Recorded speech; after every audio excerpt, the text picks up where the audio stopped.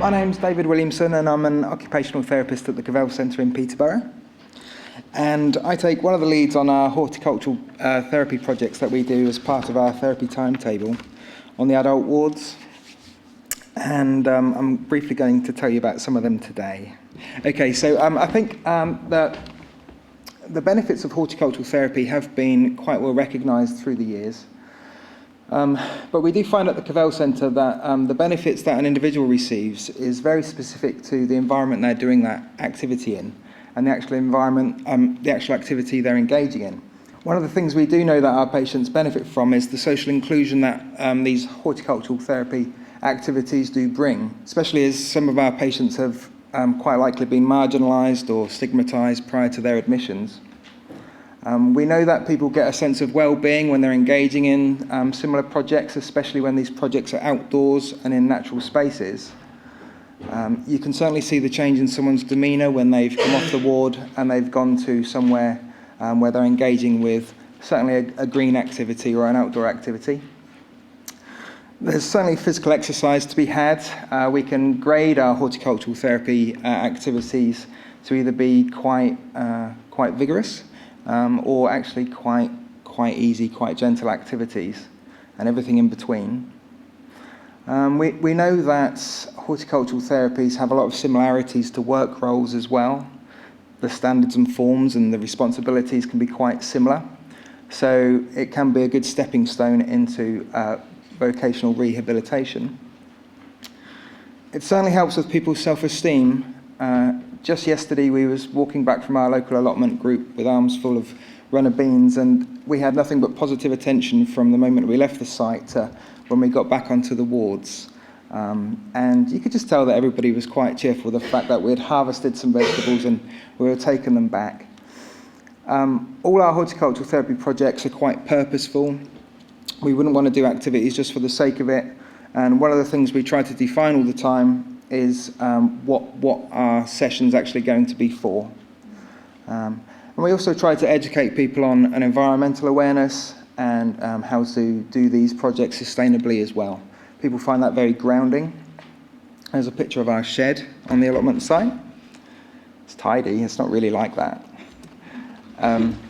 Okay, so at the Cavell Centre, what we offer is we do ward-based gardening. Oak 1, 2, 3 and 4 have some gardening spaces adjoining the wards. A project we piloted last year was a plant in every room. There aren't plants in every room now, but we found that it was quite successful. People would have their plant, they would name their plant and then befriend it and then take it home. So that the stock is low at the minute, but we're restocking and there's some in rooms as we speak. People really like nurturing things. Some people really engage with nurturing plants in their rooms. It's a nice therapeutic way to engage somebody sometimes. We do our allotment group. I'm going to tell you a little bit more about that in a second. One of the projects we also support is getting our patients to access an urban project called the Green Backyard, which is, again, a horticultural project in Peterborough. It's been very successful through the years. So in one of our therapeutic groups called What's in My Local Area, we take people to this sort of project, and they can carry on doing that on discharge. And we have the Green Fingers project, which is a paid employment project ran through Axiom Housing, which is a housing association in Peterborough. And patients can actually have paid work whilst they're on admission, and go out for a day's work, do some gardening, come back and be able to repeat it the following week if they want to. So when the Cavell Centre was opened, it goes quickly, doesn't it, that 5 minutes? Basically, we've got an allotment site. I'll wrap up. We've got the allotment site, and as you can imagine, it offers everything you'd hope an allotment would. One of the things we ensure we have is alternative activities. So we have a green space where we can do other things, but it's mainly about getting people out of the ward environment and giving them a completely new environment to feel better in. And we work towards making the activities as normal as possible. But the things that we do, like Becky mentioned earlier, we grow things to bring back to the ward so we can cook them, and patients can benefit from that too.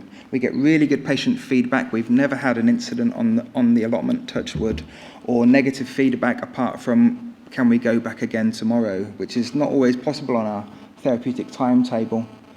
There's lots of opportunities and there's obviously lots of challenges as well. They're always going to come up, I think, with something as dynamic as taking patients off your wards and taking them to another environment. But I'll just finish on the last slide because I'm aware of what time of the day it is as well.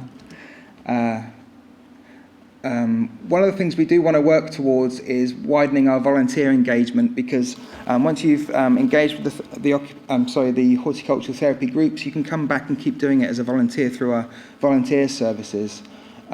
We want to strengthen ties with our community teams in CPFT, because community teams can be bringing their patients back to the allotment group and engaging with our group or independently as well. And this year, I'm really pleased to say that the staff and the projects at the Cavell Centre have been nominated for the Sustainability Awards this year in 2015. So we're on the shortlist, and hopefully we'll be bringing that back for the Trust this year. Thank you, David. That's it. Thank you.